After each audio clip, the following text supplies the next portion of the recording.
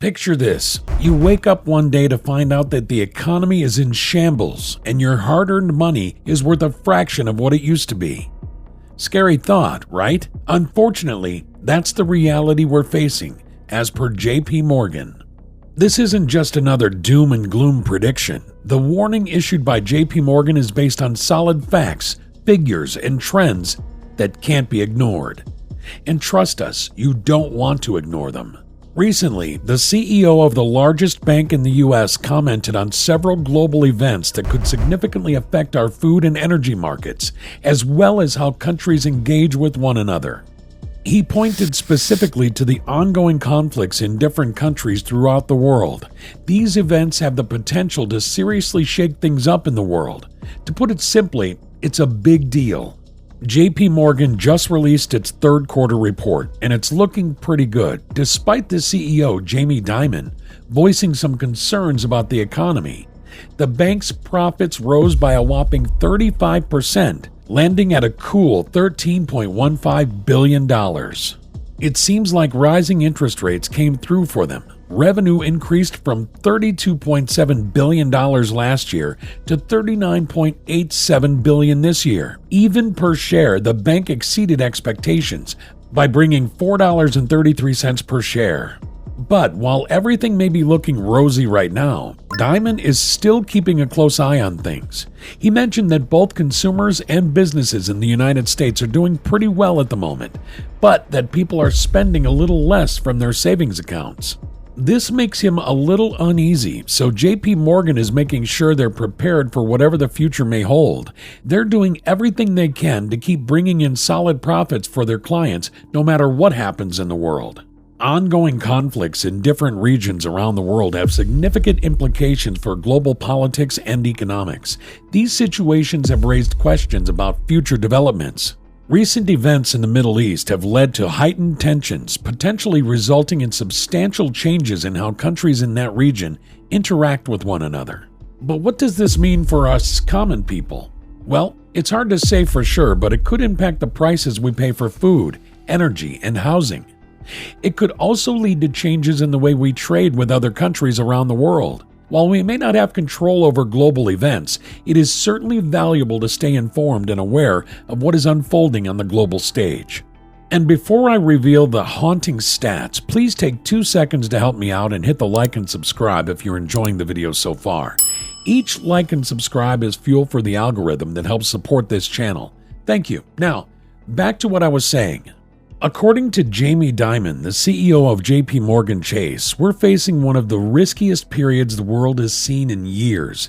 He said this just as the bank was announcing its latest earnings report. In case you weren't sure what that means, it's basically a way for the company to let investors know how it's doing financially.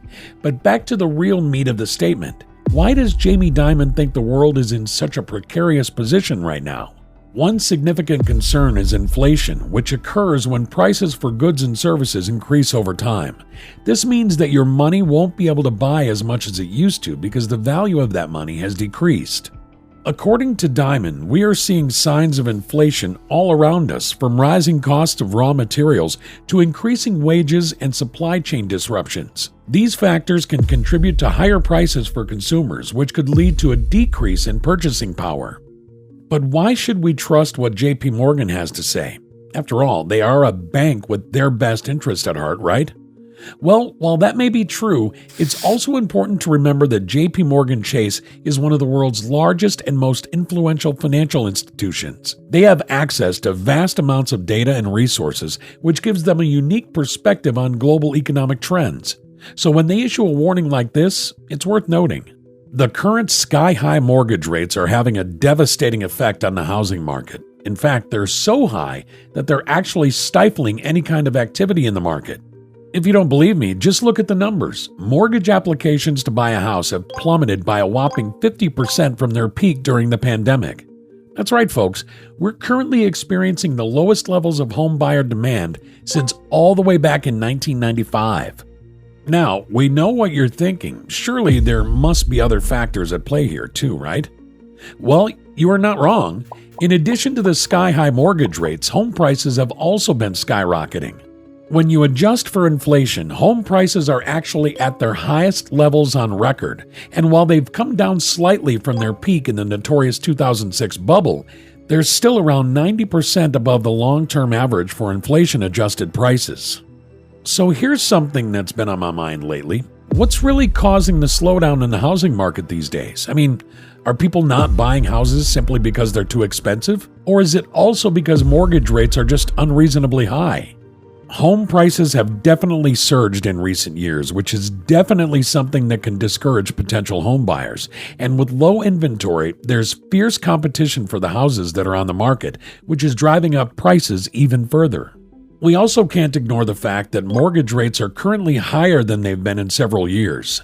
The interest rates on home loans have been steadily rising, which can increase the monthly payments for homeowners and make it harder to qualify for a mortgage in the first place. If you're wondering why you're still not seeing any reduction in mortgage and interest rates, it might be because of the current state of our government's finances. Right now, we are running a whopping $1.8 trillion deficit, approaching a record outside of the pandemic. That means we're borrowing a ton of money to just keep things floating. So why is the government still borrowing so much money? The answer lies in what's called a debt spiral. Basically, the more money we borrow, the more interest we have to pay on that borrowed money. And that means we have to take out even more debt just to keep up with the interest payments. It's like one of those crazy credit card bills you can't pay off, no matter how much you throw at it. JP Morgan's CEO is also really concerned about our national debt, which is getting pretty darn huge. And get this, he says we're dealing with the largest fiscal deficits ever. Did you know that the interest on the national debt has nearly doubled over the past 3 years? Yikes. It's now up to a staggering $910 billion. And get this, almost 15% of the U.S. budget is spent solely on interest costs. Crazy, right?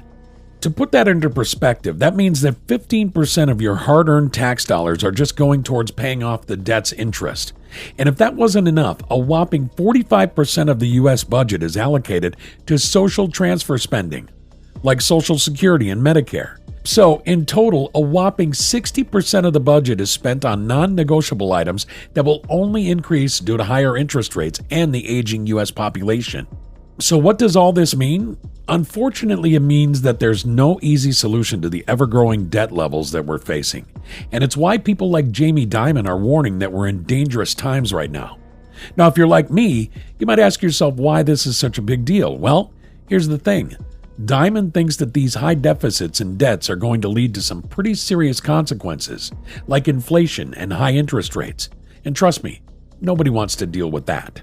Plus, on top of all that, Dimon's got some concerns about the Federal Reserve and what they're up to. Apparently, they're trying to reduce their bond holdings through something called quantitative tightening.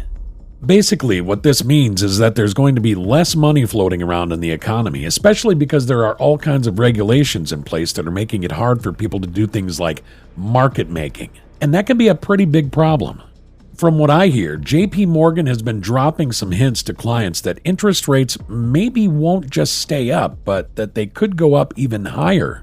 Apparently, the warning goes beyond the possibility of rates staying at high levels, but also indicates that they could increase significantly from here. This could mean serious trouble for the housing market, as higher interest rates could lead to an even more significant fall in home buyer and mortgage demand.